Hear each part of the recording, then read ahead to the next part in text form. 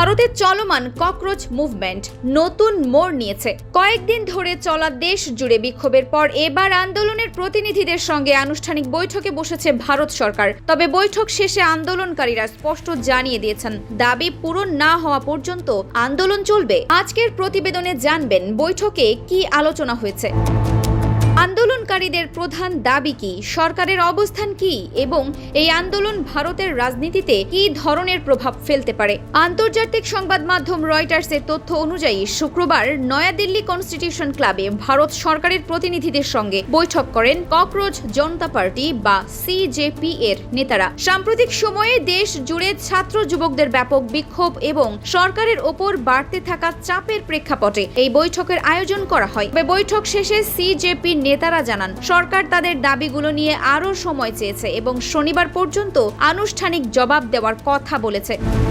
আন্দোলনকারীদের প্রধান দাবিগুলোর মধ্যে রয়েছে ভারতের শিক্ষামন্ত্রী ধর্মেন্দ্র প্রধানের পদত্যাগ, জাতীয় পরীক্ষা ব্যবস্থার ব্যাপক সংস্কার, প্রশ্ন ফাঁসের সঙ্গে জড়িতদের বিরুদ্ধে কঠোর ব্যবস্থা এবং আন্দোলনের সময় পুলিশের বিরুদ্ধে ওঠা অভিযোগের নিরপেক্ষ তদন্ত। সিজেপি মুখপাত্র জানান, সরকারের সঙ্গে আলোচনা হলেও এখন পর্যন্ত কোনো লিখিত আশ্বাস বা সিদ্ধান্ত পাওয়া যায়নি।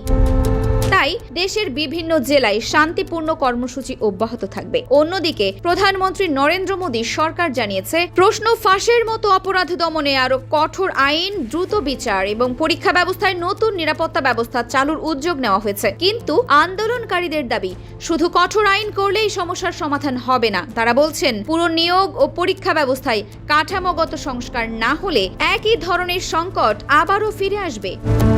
বিশ্লেষকদের মতে শুরুতে এটি ছিল সামাজিক যোগাযোগ মাধ্যম ভিত্তিক একটি ব্যঙ্গাত্মক প্রচারণা, কিন্তু ধীরে ধীরে এটি ছাত্র যুবকদের বৃহৎ আন্দোলনে পরিণত হয়েছে। বর্তমানে এই আন্দোলন শুধু প্রশ্ন ফাঁসের ইস্যুতেই সীমাবদ্ধ নেই। বেকারত্ব, সরকারি নিয়োগের স্বচ্ছতা, জবাবদিহিতা এবং যুব সমাজের ভবিষ্যৎ নিয়ে অসন্তোষও এই আন্দোলনের সঙ্গে যুক্ত হয়েছে বলে মনে করছেন অনেক পর্যবেক্ষক। এইদিকে আন্দোলনের কারণে দিল্লি সহ বিভিন্ন শহরে নিরাপত্তা জোরদার করা হয়েছে। রাজনৈতিক বিশ্লেষকদের মতে সরকারের সঙ্গে এই সংলাপ আন্দোলনের জন্য একটি গুরুত্বপূর্ণ ধাপ হলেও দাবিগুলো পূরণ না হলে পরিস্থিতি আরো জটিল হতে পারে। এখন সবার নজর সরকারের পরবর্তী সিদ্ধান্তের দিকে। শনিবারের মধ্যে সরকার কী ধরনের প্রতিক্রিয়া জানায় সেটি নির্ধারণ করতে পারে আন্দোলনের পরবর্তী গতিপথ। ভারতের চলমান ককরোচ মুভমেন্ট এর সর্বশেষ পরিস্থিতি আপাতত এই পর্যন্তই।